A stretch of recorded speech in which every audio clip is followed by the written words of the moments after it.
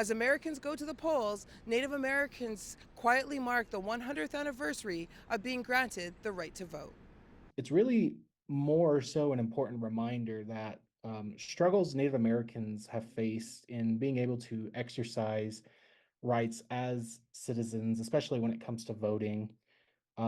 As many people may know, we were not universally recognized until the passage of the Voting Rights Act in 1965. Even though it's been 100 years since the Citizenship Act, there have been so many locations that have just made it really hard to vote. In Arizona, it's less than 50 years since they even had a legitimate right to vote.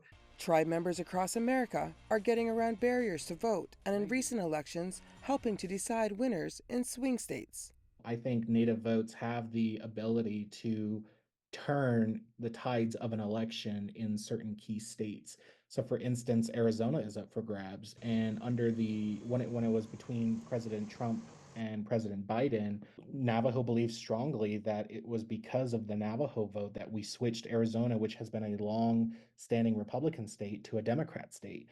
In the 2020 election, Maigan Henry of the Chipo of the Thames First Nation in southern Ontario decided to have his voice heard and voted in the U.S. presidential election, a right granted to all Indigenous people in Canada under the Jay Treaty. I actually applied for my ballot in Detroit, and I got refused because they said, "Well, you live in Canada now." I said, "Well, it doesn't matter because we have this Jay Treaty that talks about us living on both sides." And they refused to give me a ballot. It took about a month, and Henry had to get a lawyer involved. For 2024, he was already registered.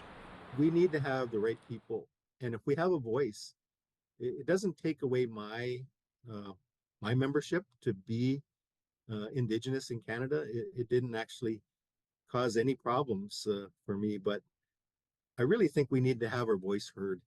Um, we also signed the Treaty of Niagara, which is many treaties that we've had with the Canadian American governments, and I think we have a right to have our say. Native Americans head to the polls to cast a ballot that may not have been counted only 2 generations ago.